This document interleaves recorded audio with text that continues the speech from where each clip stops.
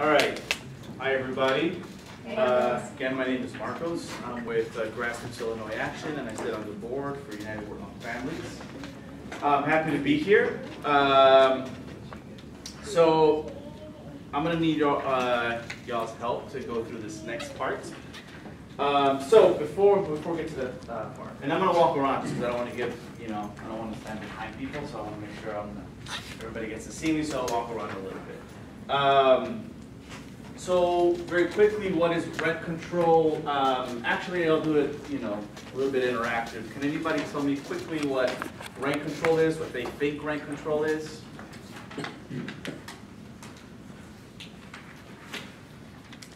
Yes. Well, a sample could be, if we're talking about some models that already exist, that an owner of a building might get certain tax breaks for a certain amount of time for capping rents for long-term residents or seniors or whatever it is, or as long as the same family stays in the same apartment.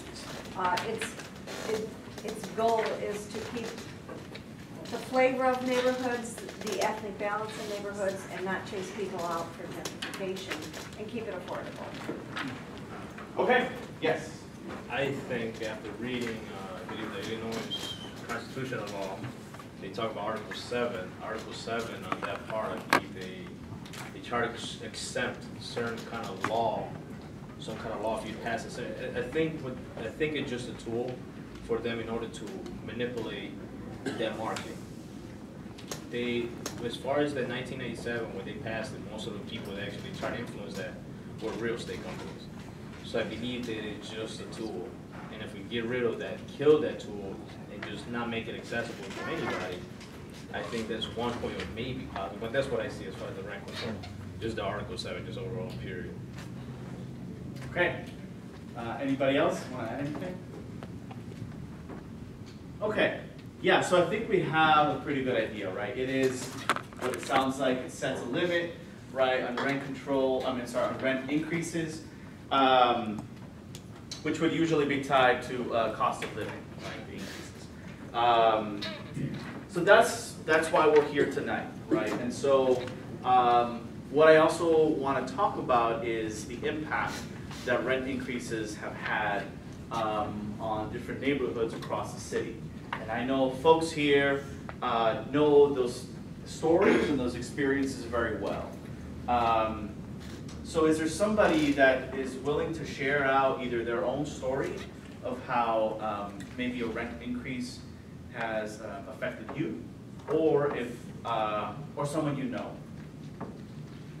Would anybody be willing to share a story or an experience you've heard? I know folks here have also gone out to knock on doors to talk to folks in different neighborhoods. Maybe it's a story that you heard at the door. Would anybody be willing to share? Yeah, I think one of the most common ones where I helped out in the back of the yards that we're doing this, going around trying to raise awareness about what the other man's saying. One of the things that we noticed about there, and then when I helped out here in Pilsen when they were canvassing for like 7 signatures, how the difference in back of the yard is the main concern is about somebody knocking on the door and shooting them, to where over here on this side, I want to say this side of town, is more people worry about how much more their landlord is going to raise the rent by next month. And in some instances, I actually heard people saying that within the same month, there was they hiked the prices twice, and they made them re-sign the lease again. When you're not representing, we don't have no kind of knowledge, and you're not educated about, not you as a person, but educating on the things that actually matter to everybody else, like such as rent control and such as taxes and all that. It seems like what I saw was a lot of ignorance on those population, those areas. That's kind of what I saw. As far as like that rent, I ran into a lady that she went paying from $700 for 3 bedrooms with like being pushed out because they pulled it up all the way to like $2,200. She couldn't. I mean, she works at a textile. I think she was working in Midland, which is just a company. Simple company. I'm saying so. It's a lot of things like that I've run into as far as that. So it varies, I think. Thank you. Anybody else? Yeah. I just want to say, I'm sure we all represent different communities at different ages, but I want to rent control very adversely, or the lack of some kind of planning affects senior citizens in my neighborhood. People who might be second or third generation. You know, it never used to be important in Chicago to own. People rented for life. And the seniors who have been in these neighborhoods where they can walk to public transportation, walk to stores, where it's relatively safe, where they have, their doctors have been in the neighborhood for 40 or 50 years, they're being pushed out, and there's nowhere for them to go, because if they go to the suburbs, they don't own cars, they can't walk anywhere, et cetera, et cetera. So the senior community is really another big part of what's happening in neighborhoods. Thank you. I want to respond to that. I think one of the things that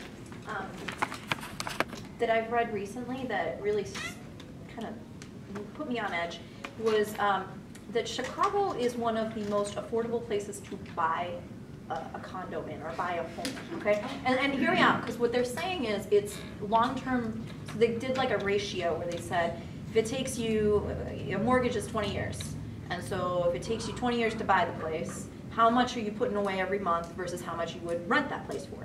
So the same place that you would rent for $1,300, I mean the same place that you would pay mortgage on for $1,300, you're renting for $2,200. And it was one of the only places in the entire country that had that kind of a weird, messed up ratio where I believe the ratio was, if you bought a place, you'd pay it off in 13 years for the amount that you'd be paying in rent. So what it was essentially showing was that that's how much people are being gauged. Like just their pocketbooks are getting hit so hard because they don't have the startup capital, right, to be able to afford a mortgage. Which to me is just like, so you're rewarding people who have the ability to put away at the beginning. It really just made me think like, wow, that's an incredible example of the kind of Chicago that this mayor is fighting for. Thank you. Anybody else want to continue, want to build on that, or want to share a story? Yeah. So where I live in Little Village by just south of Douglas Park, the rents are starting to go up at a pretty good clip. The closer you get to Lagunitas, the higher they go. And also the closer to the park you get, the higher they go. So I live a block south of Cermak. It used to be $700–800 a month for a single bedroom. About, I'd say 2, maybe 3 years ago, it's now around $1,300 to $1,500. And in their real estate folks that are marketing the area north of us, or probably the area we're in, it's West Pilsen. Yeah. So they're trying to use the identity of Pilsen as showing that it's a cool, hot neighborhood, even though we're actually in Little Village, and the part that's close to Lagunitas is really in North Lawndale. So there's all sorts of BSing going on. And we know that there have been real estate developers looking at the properties along the boulevard going south from the park, who are trying to go around. Oh, and I've gotten, and my neighbors have gotten, little letters saying, hey, sell your house. Sell your house. Why hold on to it? Do you want to? Yeah, I just want to add to the truth of what he was saying. There's an actual, I believe it was either, I'm not sure if it was Telemundo or if it was a local, the Little Village News, something like that. Some online. The Facebook feed. Yeah, something like that. They actually have an interview where that actually does happen, where somebody rents. Let's say a UIC student rents. He's looking to live in Pilsen, because Pilsen, they heard it's good, but they end up in Douglas Park thinking that it's called West. Somebody was saying, I actually had a conversation with her about that. There is no such thing as West Pilsen, East Pilsen, South Pilsen, Northeast Pilsen. There's just Pilsen, and that's it. No, yeah, seriously. So actually, there was a story about that. It was a parody, like on Dos Amos. They had an article about someone that rents in Little Village but thinks it's West. Yeah, yeah, it's hilarious. So you think about it. Some of the elements that I deal with, they accuse the citizens of being the cons, of being the robbers, of being the thieves, of being the non-invaders, of being the tax voters, and all this other stuff. but they're the ones, running this shit, allowing this shit to happen.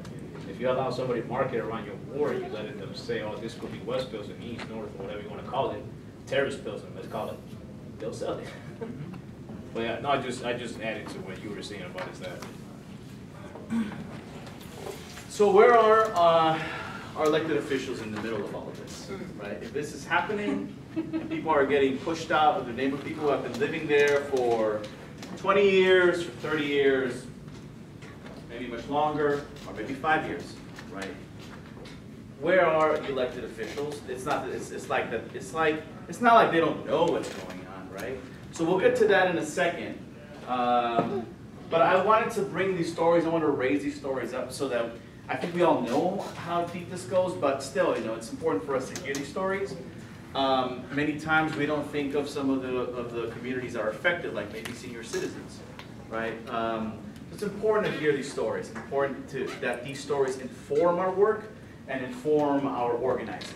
And it really moves across the entire city. That's why we have seen historically, not just over the last 5 years, but really over the last few decades, neighborhoods really moving across the city.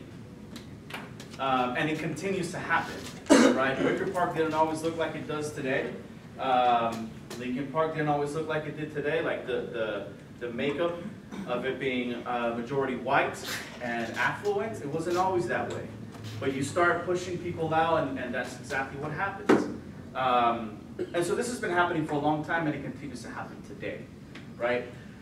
So, how many of you all here have gone out to canvass on rent control? I know there are a few folks here that have actually done. Okay, cool. So I don't want to put you on the spot, but I wanted to pull from those experiences. Would anybody be willing just to share just a little bit of maybe what you heard in terms of like what people are telling you at the door, like where they go after they're being kicked out, or if they're like people are harassing them to sell their houses or their properties. Anybody like wanting to fight back, but they feel that they can't, or maybe reaching out to their elected official. Is there anything like that you all heard at the doors? Yeah. Well, I mean, okay, we'll start right. So the Illinois Preemption Act, it makes it illegal for any municipality to like put rent control. So in order to get it on the city level, first we got to go through the state. So that's why we got the referendum right here, right? To get rid of the Illinois Preemption Act. So we do that on the state level, right? Once we pass it, then it's up to each municipality to do it on its own. So like, let's say Schaumburg or Cicero or whatever, they may have different ideas, but yeah, the thing is though, if we want to put it in Chicago, yeah, we have to go through the state, and that's what we've been canvassing. And when we canvass for it, we get different responses, right? So we got this one homeowner, right? So he was saying, okay, what if my taxes go up? I mean, so then he has to raise rent, So like, what we were asking for is like rent stabilization, right? Like the lady who was paying $500 and then paid $2,000, right? I mean, yeah, stuff might go up over time, but you got to do like gradual increases instead of going 500, 2,000, do 500, 600, like, because over time stuff goes up. But what we're trying to put is like, yeah, stabilization, not just, like, I know, like in California and New York, they have different, in my opinion, like they came in late, everything was already gentrified, then they had rent control. Right now we're trying to do it early, before it gets to like New York level, so that's what we try to, just further have these conversations to, educate ourselves on the issue. Good, and when you all, thank you, and when you all did go to the doors, were most people for this? When you talk to people about rent control, was everybody like, yeah, that makes sense? Yeah. Right? And so right now, we're trying to push this at the state level, and everybody on the ground is like, yeah, we want this to happen. So then, do we have the environment? Do we have the ability to move elected officials on this issue? That's really the question that we're trying to get to. If we have people who are for it, if we can organize people for it, can we move elected officials to give us this, right? And then when Javier, you were saying, if we push it at the state, we have to push this at the city level too, right? So, this is where the organizing comes into place, right? If you have a lot of people that are willing to move on this, then this is the moment to do it. And this is the time to pressure elected officials. And this is also the time to be able to build pressure against these Wall Street landlords, right? These very big corporate landlords that are coming in, they're doing a lot of this work, right? They are the ones that are pushing people out. And so right now there's a lot of energy, is what I'm getting at. There's a lot of energy in the city in different places across the country. I've talked to a lot of organizers in the city, housing organizers that are really pushing in different levels against these Wall Street landlords. Corporate landlords are pushing for a city referendum for rent control. So this really is the moment to be able to do that. Somebody was also talking about transit-oriented development, right? Or maybe along the 606, there's a lot of, up on the north side, there's a lot of rents that are starting to have already gone up. So again, there's a lot of space for this.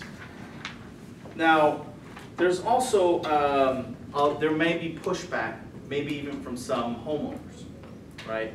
Did any of you all get that when you all were at the doors? Yeah? Yeah, I got a mixture of between, I think it was a family, I'm not gonna name them. I noticed that certain families, well, when you're from that neighborhood, you know certain families been there for a while. They own a house, or they bought different properties, or they've been successful to where they actually established themselves in an area. There was a specific one case, I'm not gonna disclose their name, but the whole group was against it, completely against it. And they had political ties, they had political moves, they were able to do some things. So that problem under that I saw was a lot of misinformation from those people that are in that position of power, where they'll tell one of their homeowners, oh, you know, don't vote for this, or, you know, you should go with them because they're doing this with the taxes all along. This might be their cousins, this might be their nephews, this might be the people they're employed by this kind of particular office or this particular people. So I think I noticed it was a mixture of that knowledge, no knowledge at all about rent control, no knowledge about how people can influence your rent, to the people they just had no idea about it. So the people they know something, they're using that against the neighborhood, like, oh, do this, you should sell. Oh, you know what, you should sell to PMG. They're good people, they'll give you good deals, and then when you get out of here, they'll make your people be able to rent here. Some of these people are saying that, they're like, yeah, well, that's what they told me, so I rather sell to them. So it's that sort of thing. I think it's also like that bias you have, again, going back to accountability to certain city officials, they just don't disclose anything to who they're doing business with, or how they're doing it, or relying on anything. But yeah, that's kind of what I want to add to it. Yeah. Yeah. One thing I did find, and I should clarify, was on canvassing for the ordinance, I was canvassing for different events around renters' rights, but one thing I did find was skepticism of something even happening in time for it to be helpful to them. You know, because, and we had to explain, you know, we're going to the state level to have something specific to Chicago, and once, you know, the steps, you know, of action were kind of laid out, you know, they were a little bit more, you know, responsive about attending the event or being informed, but they were also skeptical about, well, how is it going to work out here? Who's going to lead that? Who's going to start those conversations? And how is it not going to be tilted against us, even when we do have something passed at the state level? So, you know, I think getting ahead of that narrative too would be helpful as we try to, you know, rationalize a plan. Yes. The bulk of the city council as it exists today will fight this tooth and nail. Oh, yeah. Because most of them are owned by the real estate industry. I mean, you look at the filings of almost any alderman in Chicago, and 90% of their money is coming from landlords, developers, builders. So if you want to get this done, you need to look right now at who's running in your ward for alderman. Your current alderman probably needs to go.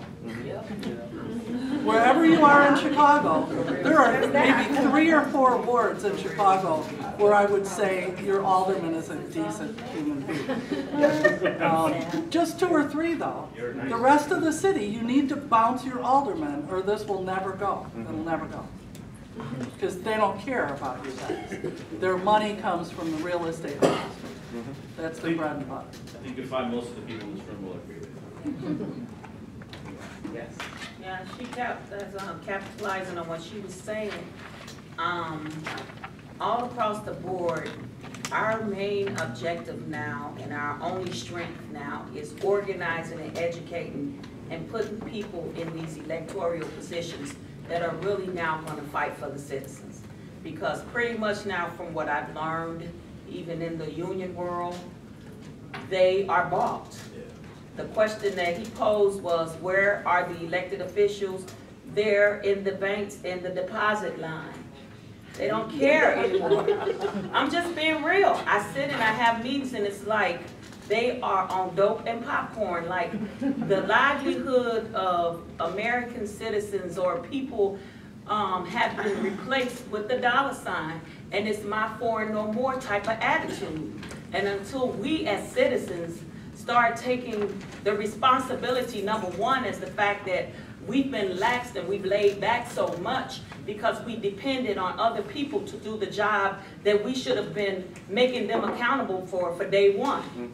So now since we've decided that that's the problem and we wake up, then we have to really start organizing and start educating and putting people in these electoral positions that we know won't sell. And if they even look like they're gonna sell, we put their asses out too. Yeah. I mean, we have to reserve or preserve what we have left in our communities for the future of our kids. That's right.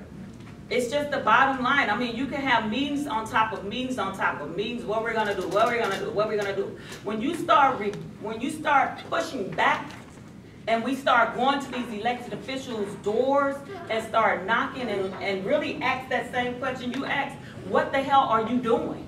We put you in place. And my statement is always: if you don't do what you need to do, then we'll replace you.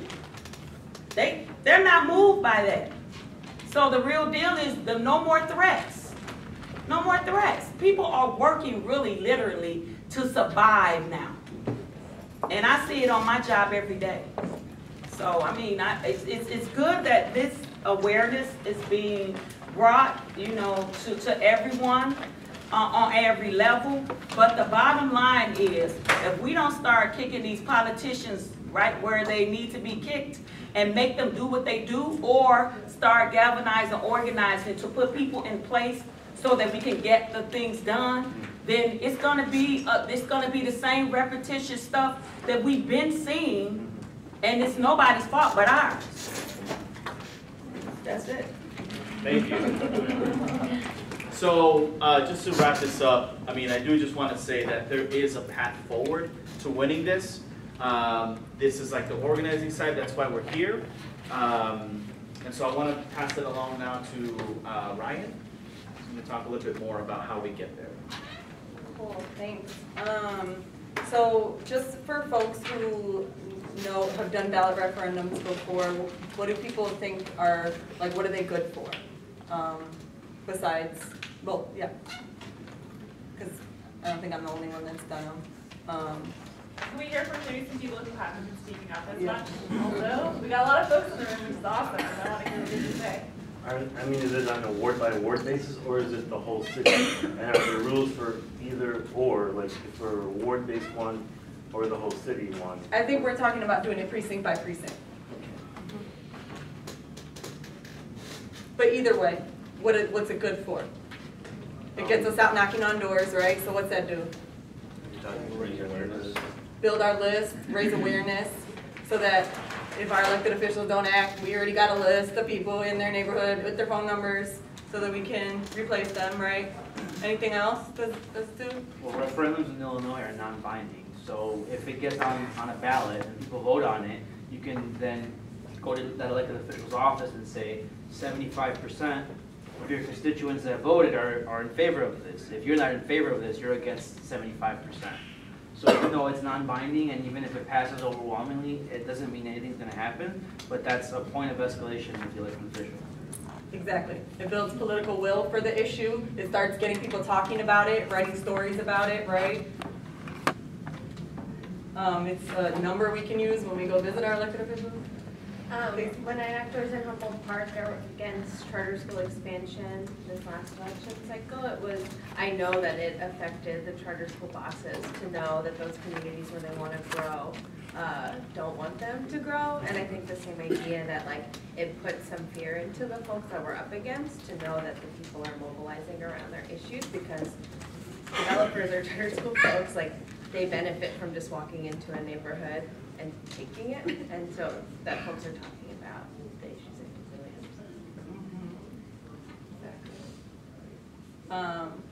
And Manny, I think you hit a little bit on what they're not good for, right? It doesn't actually change the law in Illinois, but we can still use it to our advantage when we're lobbying and when we're holding our elected officials accountable. What else?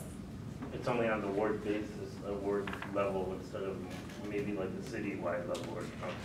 Right, so my understanding from the charter school one is that the mayor gets 3 citywide issues that he can put on the ballot. He fills those up every time, so we can't usually get one of those.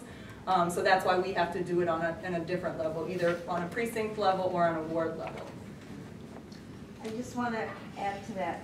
I'm not sure the mayor gets or should get those 3. I think they fill them on purpose to keep us from organizing it. Right. Oh, for sure. Else on. For sure. So we shouldn't let him get anything. Never. Cool. So I just want to go a little bit over the timeline and the process. Come on in, welcome. We can start collecting petition signatures now. The first day was September 5th, I believe, Tuesday, September 5th. It's the same as candidates. So people who are getting ready for the 2018 elections, that was the first day to collect petition signatures. And we can collect them up until, I believe it's December 4th. November 27th is the first day we can turn them in, but you can turn them in on the last day too, which is December 4th. But I think people usually like to do it in the beginning so that you have some time in case you mess something up, you can go, I don't know, get some more or something. And then after we turn our petitions in, I think like a few weeks later, you check online to see if it got on the ballot. And you can do that on the Board of Election website, and that's for candidates and for referendum. And then at that point, once you know you got on the ballot, you're working to get out the vote, to make sure people know it's going to be on the ballot, to talk to people about how we want them to vote and why, to continue to build our list, to continue to build political power in our neighborhoods. And then early voting starts. Well, election day is March 20th. Early voting starts 2 weeks before that. And so we can start getting out the vote at that point if we're able to we'll have, get literature or flyers to pass out, and then make sure on election day that everyone we talk to throughout this whole campaign, we're making sure that they're actually getting out to vote if they didn't do early voting. Yeah. Yeah, so I want to say we're also part of a coalition too. So we got Filson, we got Kenwood, Oakland, we got Hyde Park, we got Albany Park, we got Rogers Park, but also too, if people want to get it starting, like the referendum in their own ward, you guys are free to do it. Just get our question, just do it on your ward, or your precinct. It doesn't have to be the whole ward, it could be like a neighborhood. As always said, precinct by precinct. So if people want to get that going too, we're here. Yep, and that's what we're gonna break out into groups in a second to see where people are interested in working. If you wanna just do in the precinct where you live, that's possible. If you wanna do it with an organization like the 25th Ward IPO that's doing it as an organization and help them out, you can do that. Or if you wanna do it in an area that we're looking at for 2019, we can do that too. So as a way to start building your organization and to start building your list for 2019, we want to go after, let me just use 15 for an example, Ray Lopez, right? Nobody's happy with Ray Lopez. So if people want to start working there now and using this referendum as a way to do that, that's what we're going to be getting into in a second. Should we do that now? Yeah. So do you guys have a list of target precincts, in the city areas you're looking at getting this on the ballot? This ordinance, right? Not the ordinance, the city state's ordinance. So we got 8 co-sponsors or something? Something like that. 8 or 9, right? So I guess ideally, right, it'd be like in places where like the state rep hasn't signed on yet, you know? Which is a lot. Which is like, yeah. Which is most. Yeah, Right. which is most. The sponsors are Will Guzzardi, Teresa Ma. Teresa Ma, I don't know what top of my head. Arroyo, Lawrence, yeah, Arroyo's, yeah, yeah. Yeah. Yeah, last So- time I checked, which was this morning by 11:30 a.m. Look at us. So yeah, ideally it'd be like in. Okay, yeah, so there are places that I think are priorities, but I think it's also pretty open. So just to also be transparent, we're not the ones who are the coalition. Hobby's a part of the coalition, but we're working in partnership with them. So we're gonna try to figure out, like if you just wanna work in the place where we really wanna pressure a state rep, we could figure out where that would be. We don't have all the answers tonight, but we would talk to the coalition to I figure mean, that out. I just want to add to that, as far as what they're doing, the only thing that I want to add, just, and overall, I want to help out anybody, everybody knows this. But I kind of came out to the conclusion that we're talking about pressure, we're talking about being strong, we're talking about becoming a problem. We have, as we can see, the elements don't really give a shit. And I'm just gonna say, everybody's an adult here. So we have to go to the next up, their state representative. If you notice, the state representative, the people that are, that co-sponsor as the, what is it, 2430? Yeah, HB 10. Yeah, which is Will, yeah, that's the only thing that he's done. I mean, he pretty much made it clear that that's all he's doing. He just introduced it, and it's up to everybody else. So I would like to just kind of try to get you guys to get on this mutual ground that we need to focus. I would like to help out anybody that's focusing on this rent control overall as a citywide thing, because that's just like the way Javi was saying. It has to be at a state level. So if we only work in it just your little ward with 1 or 2 representatives, we have to get involved with those people that are right on top of them, which is a selected few of them. I think it's 13 or 14 maybe. And honestly, there's about 6 or 7 names on that list that just recently they already became. So I would just ask them, what's the next step for that bill to get passed? And it's apparently going to need a little bit more support, not just support from your aldermen. It would be great to collect signatures, to collect all that, and giving that pressure to the higher ups. And honestly, that's the only way, one way of putting pressure. The other way is putting pressure, organizing, and against the organizing to go and show the people who are funding these campaigns, who are funding these people, do it, invite them. Let them know that you're not trying to just kill everything. You're also trying to just make sure that things are here. That's kind of like one thing that I just noticed about just how that SB 2430 is shaping up. It's not shaping up as just at 25th Ward or 15th Ward or Bronzeville or Oakland. It's not. It's shaping up to where everybody's trying to get it. So if we can get enough of those people, yeah, I would just suggest to keep Chicago Housing Authority out and a certain selected few of them. So what I'm hearing is that we're gonna have to like make this a real campaign. The state representatives aren't gonna do it for us. It's not. And I mean, the last time that I asked the question directly, which it was one of his staff, the Will's staff, before he had the rent control meeting, his staff responded by simply saying the step that he needs to take already has been taken. Okay. So he introduced it, now it's up to us to pass it. There you go. So Right. that's kind of like Cool. what he's saying. So we need as many people to get involved as possible. Yes, Great. that's, I kind of. Did you have a question? When does Guzzardi expect this to be seen by the state legislature? What's the time frame on that? He was at a town hall, do folks who were there know?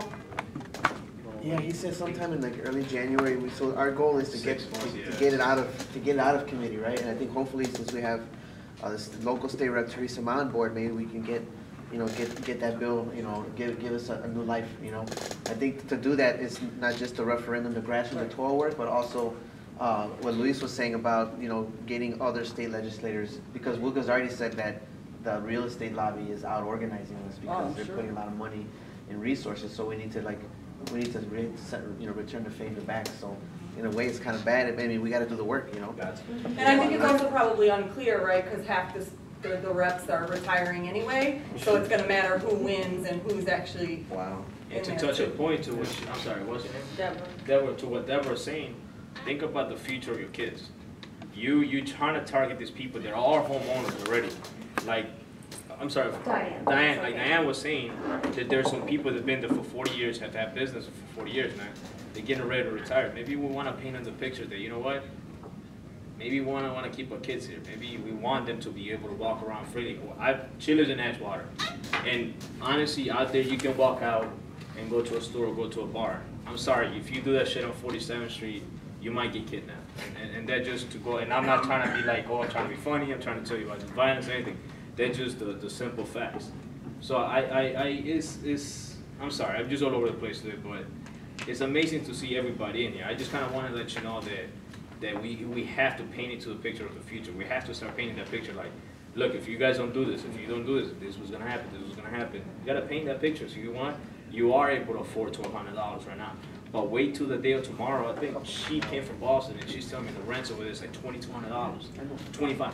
I looked at it and I said, oh shit, I would have to live what I know home. I have to live it no matter what. So maybe right now you can afford $1,200, but like the way we touch the rent increasement, so it's such a short amount of period. Will you be able to rent? Will you be able to hold on to? So you have to give that picture of the future. We can't really. I feel like sometimes when I'm going to other places, they just focus too much on what's happened, what's going to happen. If this was going to happen, they're trying to build more condos. Where are aldermen right now? Actually, the Pilsen alderman, he was in a meeting today with some developers. Raymond Lopez, when you call his office, he's not in his office, but you drive by, he's in his office. Right. So it's like, you know what I'm saying, we're gonna get this run around, man. And I'm just tired of it. I really am tired. So to anybody that's gonna take action and doing the referendums and doing the petitions, I'm with them. Cool. Because it's about that time. Thank you. So let's get into how we're gonna do this, so that we have time. Do you have something really? I was just gonna say that maybe a good idea would be to get a couple buses at some point and go down and do a lobbying day down in Springfield. That sounds good. Yeah. And, you know, because on the bus ride down there, you can get everybody filled in on all the talking points, and then you just send everybody out knocking on the doors of every legislator.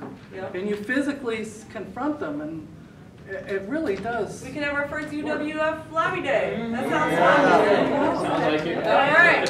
So, but in order to do that, I think even better would be if we could be like, hey, they voted on this in your precinct, and guess what the vote was, right? It would be a stronger argument that we would have if we could pass it in March with a good percentage. For those of us who did the charter school referendum last year, we had 60 to 70% in the precincts. That didn't just happen because we put it on the ballot. We were out knocking on doors, educating voters, building political power, and we're going to use that in 2019. So it's a lot of work, but we're going to talk now about how to get it done. Yeah, so let's do breakout. Yeah. Okay.